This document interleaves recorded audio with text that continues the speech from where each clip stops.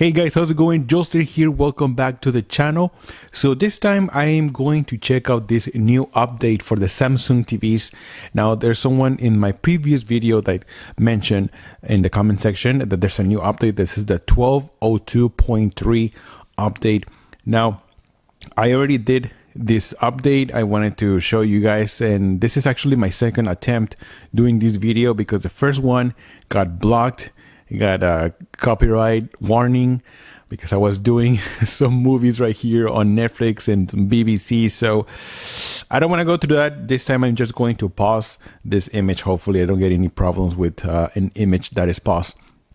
So let's go into settings real quick, right? And then we're gonna go down into support, and over here we should be, you guys can see the current version is a 12.02.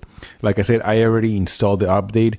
I downloaded it through my thumbnail, or to my, I'm sorry, not thumbnail, my thumb drive, and I installed it via USB port.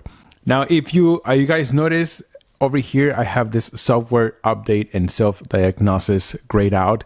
The reason, if you get this, the reason you get this is because I'm using the Wi-Fi right now on my TV.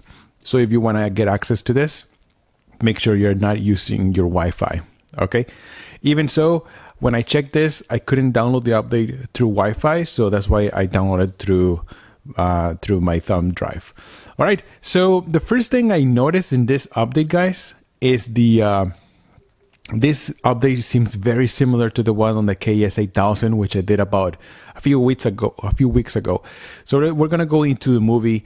Every time I'm using either streaming a service from Netflix or Amazon Prime or watching a 4K movie, these are the movie settings that I use.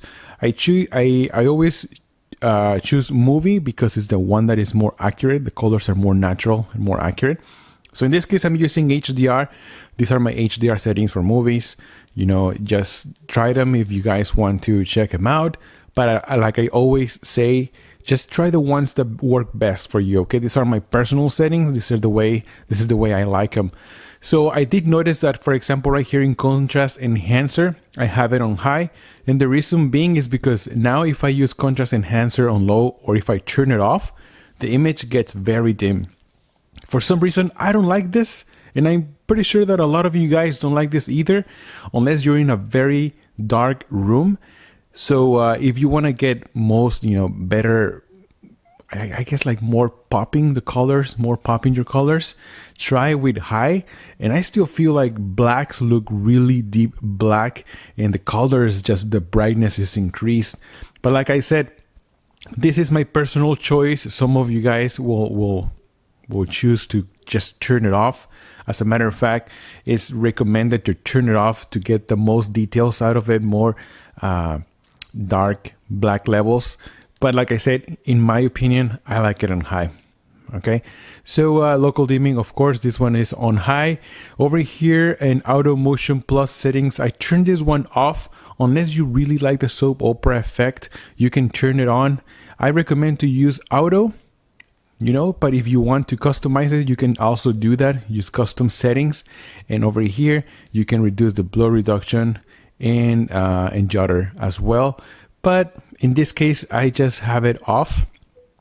In some instances, I do like the soap opera effect, but when I'm watching movies, for the most part, I don't. So I have this one turned off. Okay, this is a matter of choice.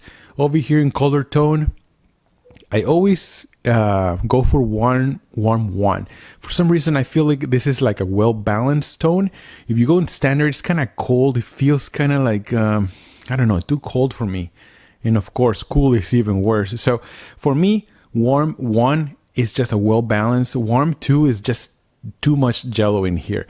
So I like warm 1. This is my choice.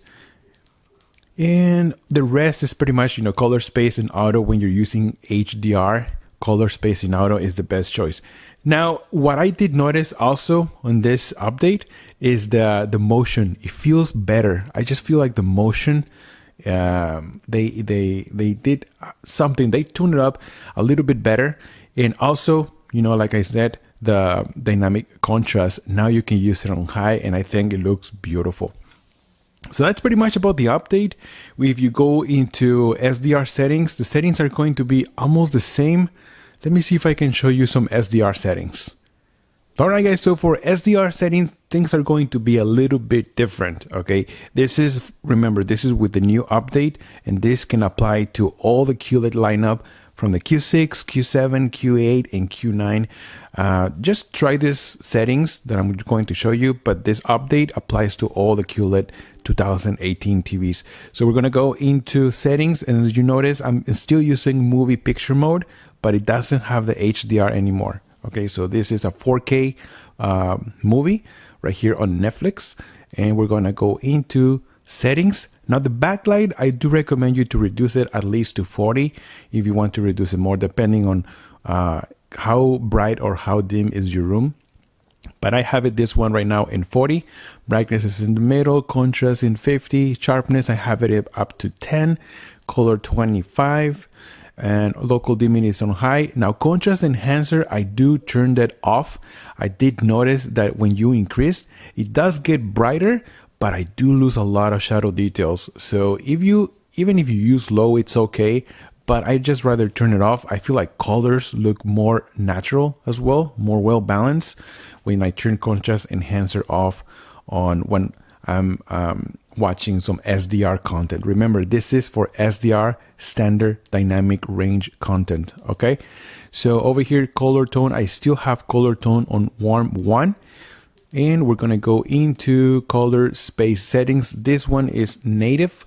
Now for native, I always recommend use native when you're watching SDR content. When HDR is different, HDR, remember, is automatic. All right, so that's it. These are the picture settings with the new update. Like I said, I feel like the new update, it did improved on the motion, and also with now you can use contrast enhancer while displaying some HDR content, but contrast enhancer, turn it off when you're displaying SDR content. Overall, the picture on this TV is beautiful. I like it a lot. So I hope you guys enjoyed this video. Let me know in the comments which TV you have. If you want to let me know what is your results on your TV using these settings. And once again, thank you guys so much for stopping by. I'm Jolster, and I'll see you guys on the next one. Jolster out.